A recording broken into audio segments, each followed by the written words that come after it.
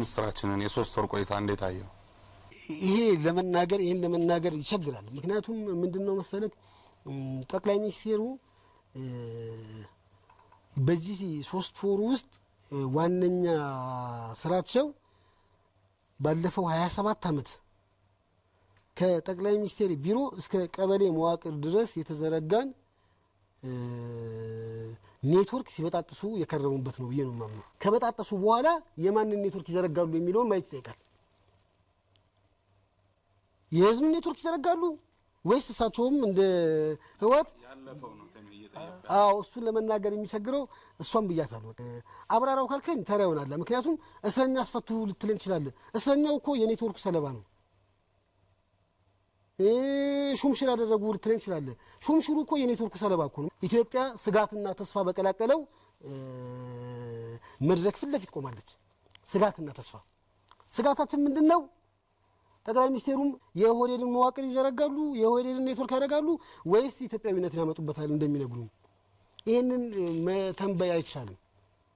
ጊዜው ሲደርስ ከተዘረጋ በኋላ ነው የምናየው። ወይስ ከፍ ብለውም ምናልባት የኢህአዴግን መዋቅር ነው የሚዘረጉት ወይስ ቅድም እንዳልኩክ ህዝብን አንጋሽ የሚያደርጉበትን? ህዝብ አንጋሽ እስካልሆነ ድረስ አመጽ ይቀጥላል። ህዝብ አንጋሽ እስካልሆነ ድረስ ማፈናቀል ይቀጥላል። ህዝብ አንጋሽ እስካልሆነ ድረስ ስደት፣ ድህነት፣ መራብ፣ ችግር በነበሩበት ይቀጥላሉ። የኤርትራና የኢትዮጵያ ጸብም እኮ ሁላችንም እንደምናስተውሰው የህወሓትና የሻዕቢያ ነበርኩ። ይሄም የኔትወርኩ አንዱ አካል ነው። ስለዚህ ወደ ዲቴል ውስጥ መንገባ ብዙ አይጠቅም። ምክንያቱም እዚህ ውስጥ ነው ሁሉን ነገር ሰብስበን የምናገኘው እዚህ ነው። ለምሳሌ እንደ ግንቦት 7 እነ ምናምን ኦብነግ እነ ምናምን ከሽብርተኛ መዝገብ ተሰረዙ። በማን ነው ሽብርተኛ የተባሉት? ለኔ ግንቦት 7 ሽብርተኛ ሆኖ አያውቅም። ለኦሮሞዎችም ኦነግ ሽብርተኛ ሆኖ አያውቅም። ለኡጋዴን ህዝብ ኦብነግ ሽብርተኛ ሆኖ አያውቅም። ሽብርተኝነቶቹ እነዚህ ድርጅቶች ለቲፒኤልኤፍ ነው። ለዚህ ነው እኮ እያንዳንዱን ዘርዝረው ካለን ተራ ይሆንብናል። ሰው ጠቅላይ ሚኒስትሩ በዚህ 3 ወር ውስጥ ያሳለፉት ምን እያደረጉ ነው? የህወሓትን አሮጌ ያፈና ኔትወርክ በጣጠሱ ነበር። አሁን በጣጥሰው አልጨረሱም። በቅርቡ ይጨርሳሉ ብለን እናስባለን። በጣጥሰው ከጨረሱ በኋላ ምን ያመጣሉ ነው ጥያቄው። ለኔ መሆን ያለበት እስካሁን ምን ሰሩ ሳይሆን ምክንያቱም ልተቻቸው የሚገባበት ሰዓት አይደለም ያሉት። ተስፋ እናደርጋለን። ተስፋ ስለምናደርግ ለጊዜው ሳንተች ልናይ እንችላለን እንጂ ልንተች ካልን ምናልባት ያው ትኩስ ስልጣን የሚያመጣቸውም ሊሆኑ ይችላሉ። ለምሳሌ ቅድም ስለ ፍትህ አውርተናል። ስለ ፍትህ ስናወራ አልነበረም? ፍትህ ሕክምና ነው ብለናል። ይሄን የሚሉት የህግ ባለሙያዎች ናቸው። ፍትህ ሕክምና ከሆነ በደል የደረሰባቸው ሕክምና ያገኙም ወይ?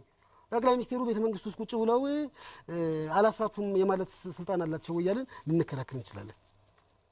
የማሰርና የመፍታት ስልጣን የማን ነው? የፍርድ ቤት ነው? የጠቅላይ ሚኒስትር ነው? ይቅርታ የማድረግና ያለ ማድረግ ስልጣን የማን ነው?